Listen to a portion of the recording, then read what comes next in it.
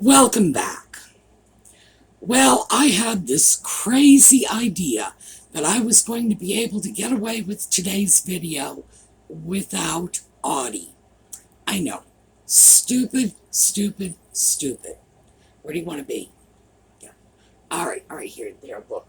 There's the camera. It's very warm.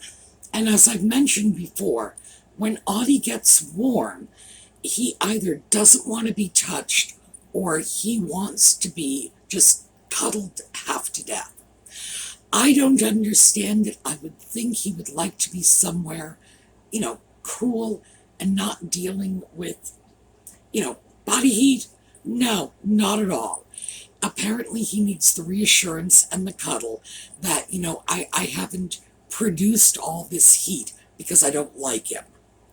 So, when we get back, we are going to take a look at the rest of that Bedford, Japan shopping trip, because it turns out, and I didn't realize this until I went through the film, almost everything I bought, and by that I mean all but one piece, were from Japan that day. So, more Bedford Japanese porcelain, part 2.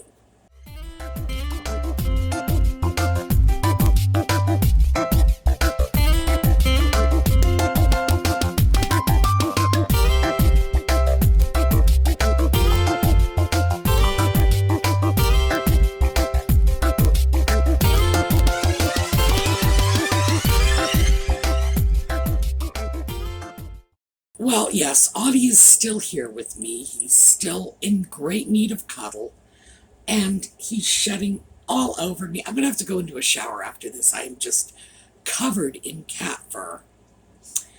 I know. Yes, all right, there. Yes, they're getting to see you for a change. Usually they just see your tail. Now they're getting to see your pretty face. Okay, why don't you scoot? Yeah. There. Yeah, good boy.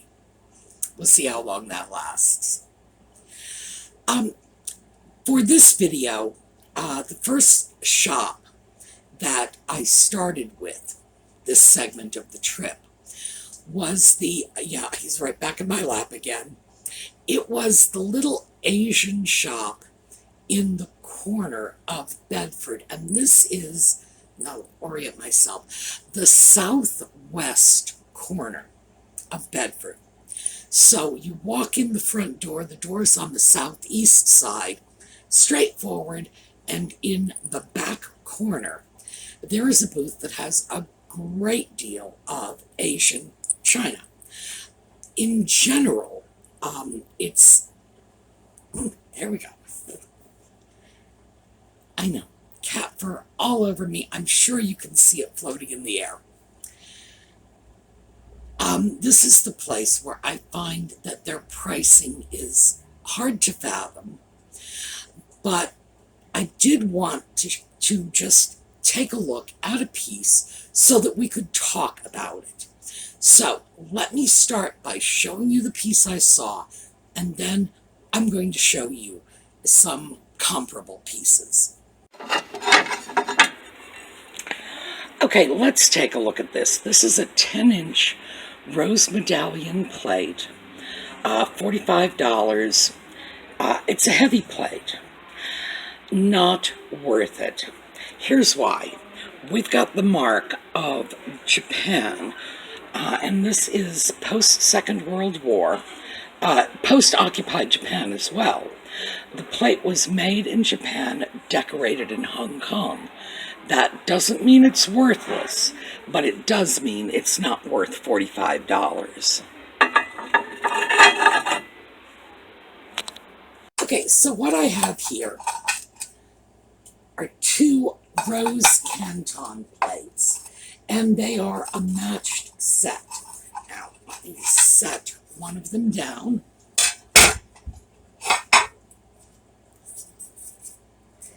And as you can see, we have the Made in Japan, decorated in Hong Kong mark.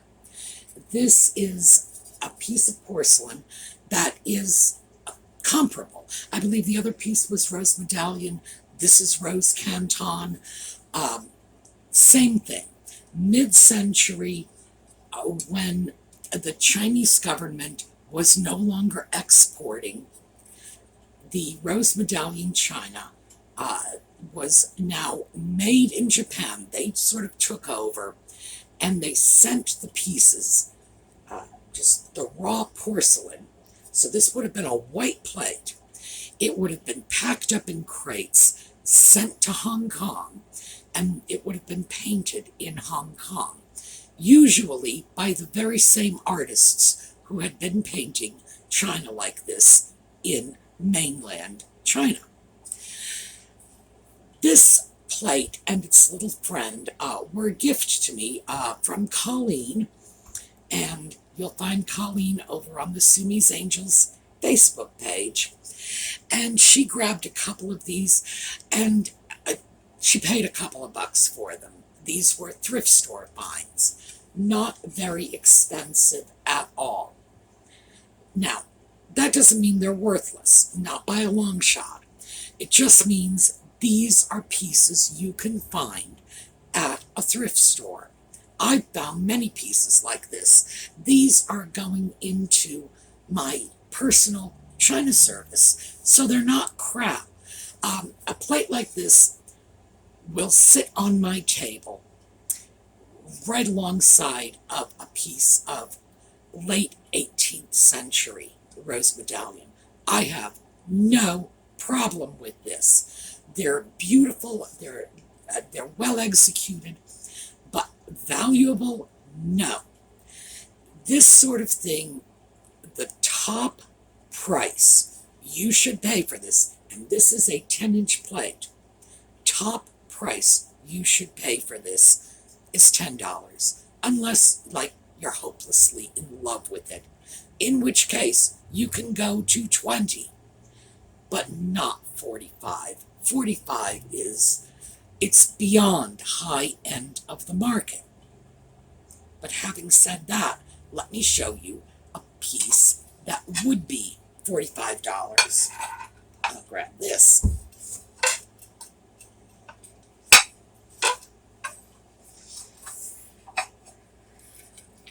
Now this one, there we go. Let's see if I can get that. Just have to make sure I know where that camera is. There we go. This is antique rose medallion. This is probably mid-19th century, so we're talking 1850 or so. No mark on the back. That means it's made before the import marks. Well, in the case of this piece, that's not always true, but in this case, that is true. Beautiful piece. Now, let me see if we can get right up there. If you look at this panel with the people, you can see the age. This was used. Somebody ate off this, probably generations of somebody's. The reason this is a piece that would be worth $45, same size, is the age. This piece is a good 150, 180 years old, something like that. That is what you would pay for. So when you are looking at pieces like this, if they have the made in Japan, decorated in Hong Kong markings on the back, you're looking at mid-20th century. The price you pay for a piece of mid-20th century china versus the price you pay for a piece of mid-19th century china, there's the difference. 100 years. It's very simple. So, would I say that a piece of rose medallion china is not worth $45? Absolutely not. I have paid more for that, for pieces, when I've wanted them, when they have been old, when they have been extremely well done, unusual, yes. And I'm a bargain hunter. So, that tells you. It's like, I do not pay a penny more than I have to for these things. Will I pay that much for the right piece? Absolutely. Of course I will. But a piece that was brought into this country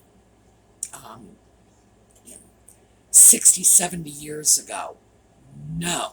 So I wanted you to see that's what the difference is. That's why. It's not that it's not a pretty piece. It's not as pretty as the pieces that Colleen sent me. And frankly, it's not. And that's not just, my prejudice, because they came from Colleen. Objectively, those were better executed pieces. Colleen has a really good eye. But keep in mind, it's not just that she has the great thrift stores. Elisa from DesertDragonworks is off in Arizona somewhere, and you'd be stunned by the beautiful pieces of Rose Medallion she comes up with. And she does it all the time. It's not just once in a while. No, it's almost like they follow her around the antique malls. You can find them if you're looking for them, but don't overpay. Really, it's just because you can get better pieces at cheaper prices if you just look. So that's what I wanted you to see. Now we're going right back into the same booth, because I want you also to see this is what I mean when I say I don't understand their pricing. Take a look at this piece of Nippon they have. Interestingly enough, same booth, a Nippon Plate. In other words, this is Japanese and not pretending to be anything else. Absolutely gorgeous. Probably 50 years older than the Rose Medallion plate we just saw. $35. Go figure. So the Nippon piece, it's beautiful. It's also made in Japan, but it was made in Japan at least 30, probably 50 years earlier. Lovely piece, $35. So I don't know what goes on in some people's heads when they start pricing things. Now that particular booth, there are things I buy from them. They have modern rice, grain of rice porcelain. And I will usually pick up a few bowls. I like to use them in Tidbit trays because they're unusual and interesting, and they go with other items and whatever. But also, I get them for $5 a piece there, which is a very reasonable price for modern Chinese porcelain. So I'm not sure why they don't understand that modern Chinese porcelain sells for $5, but mid-20th century sells for $45. I just don't get it. But again, this is what I say, go in and check out, especially those shops where the pricing is all over the place, because you can get some good bargains. That pretty little Nippon Plate, that was retail, that was a good bargain.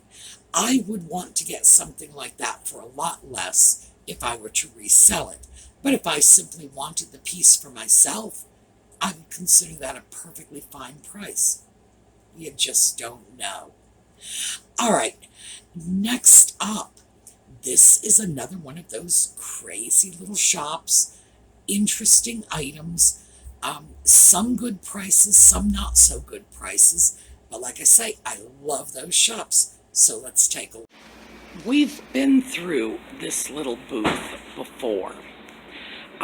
This is the one where I said I end up scrambling on my hands and knees to get to the bottom shelves. And it's usually worth it. Today, I am taking some Noritake Azalea bread and butter plates, got stacks of plates over here.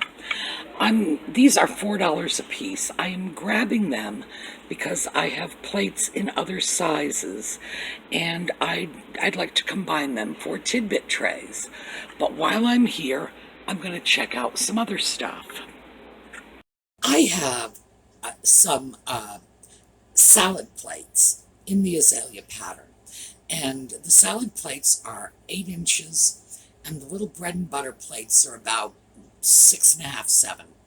So they stack up very nicely for smaller tidbit trays. And I was digging through my stash not too long ago and realized that, I didn't have the variety of sizes I wanted.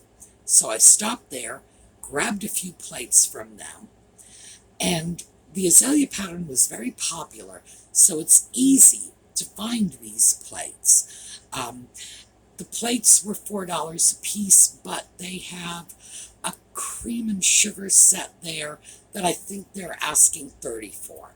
So it's not good prices across the board. But again, I look for places like this where the pricing is strange and different, because that's where you find the bargains. So I did grab the azalea plates because they're going to become tidbit trays. And then I went over to a booth that we had been to not too long ago because they have Satsuma there, and they had more in. So the first time I went there, I saw what they had. I assume they bought a whole collection, and they've been putting it out gradually. So I found a couple more pieces, so let's take a look. Do you remember this little Satsuma collection? I picked through and got some of the best pieces. Well, I found some more Satsuma down here on a lower shelf. This piece is a beauty. $5, definitely coming with.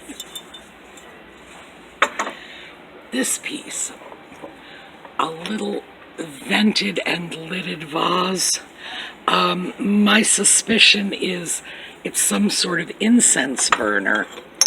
Again, $5 coming with me. These two pieces are very nice. I'm bringing them up to the desk and asking if they can get some prices on them. So, maybe, maybe not, we'll see.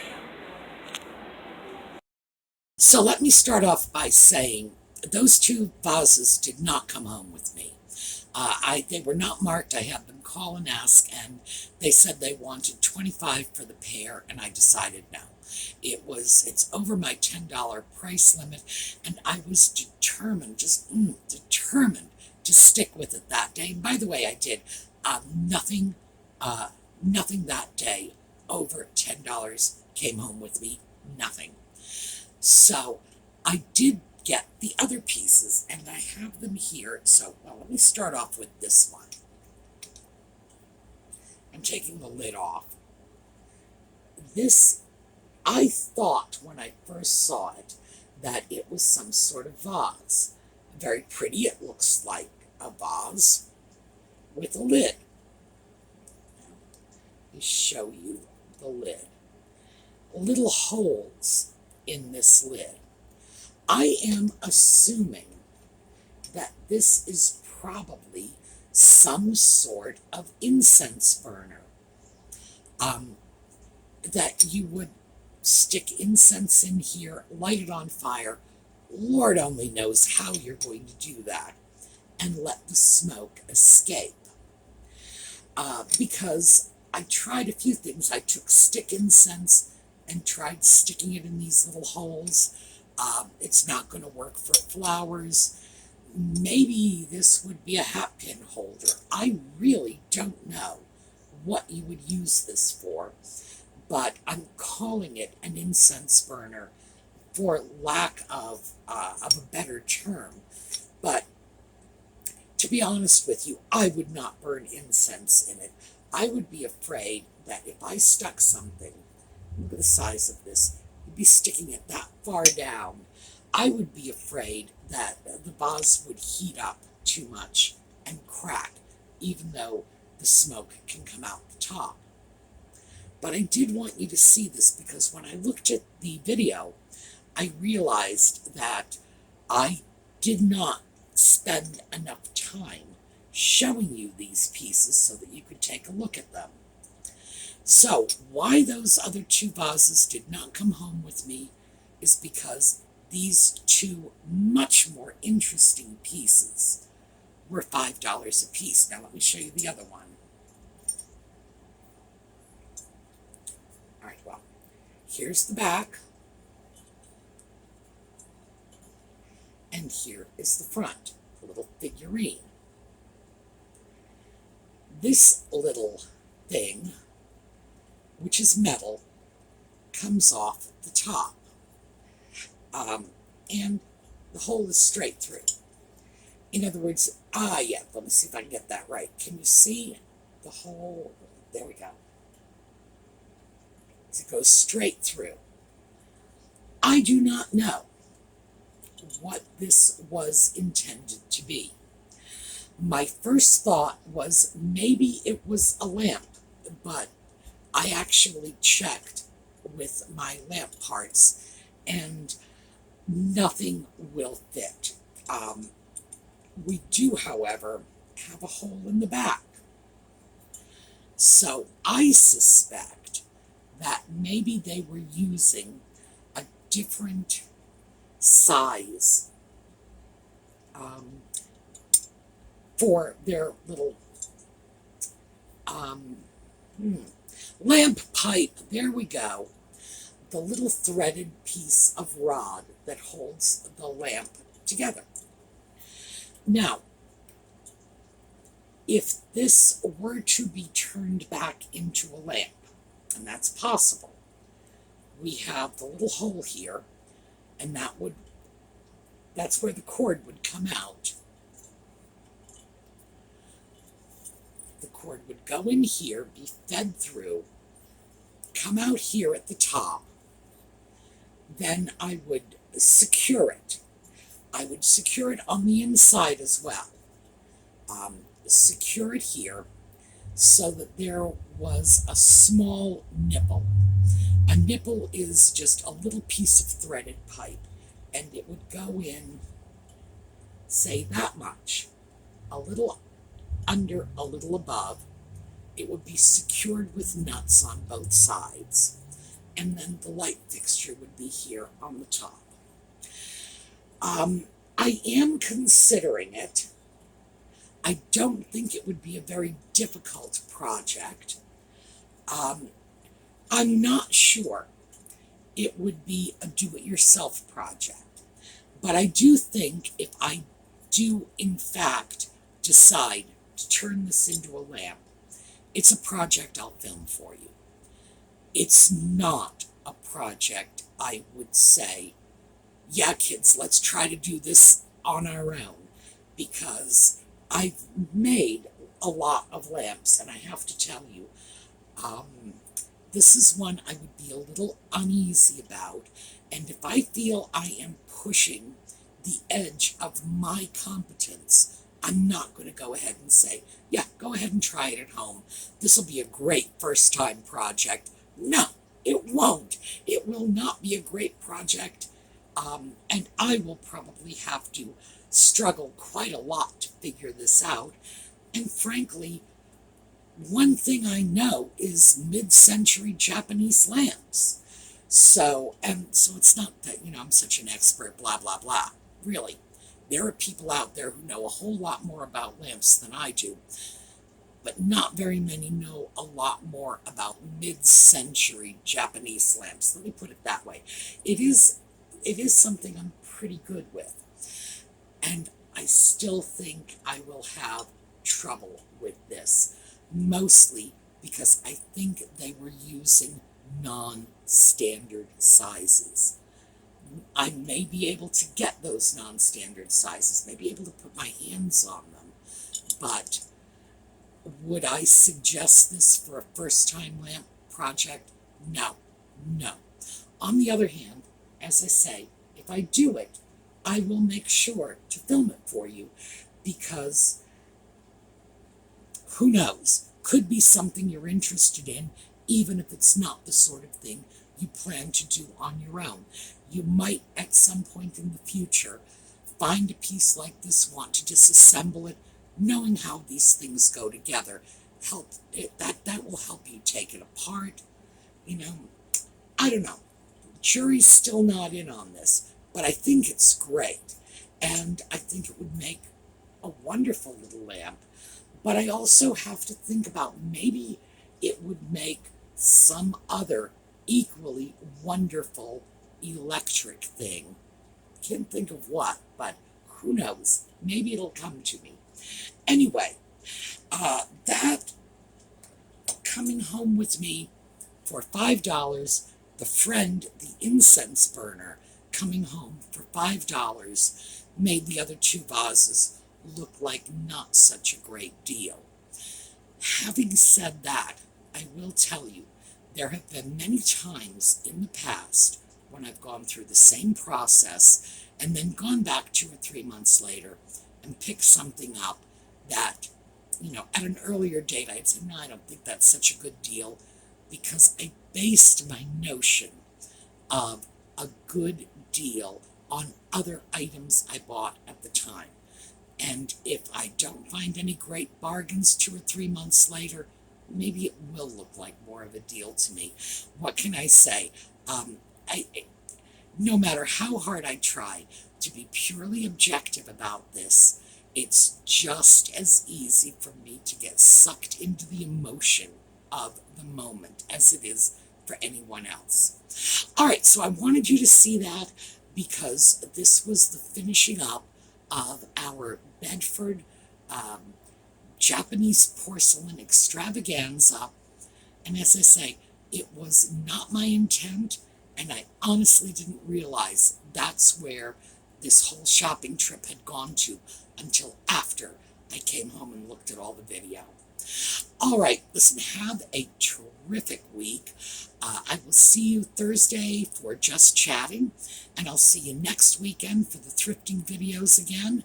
So let's take a look at one of our happy little slideshows. We'll take a look at something from Brownhaven Studios, I think. And you all have a great week.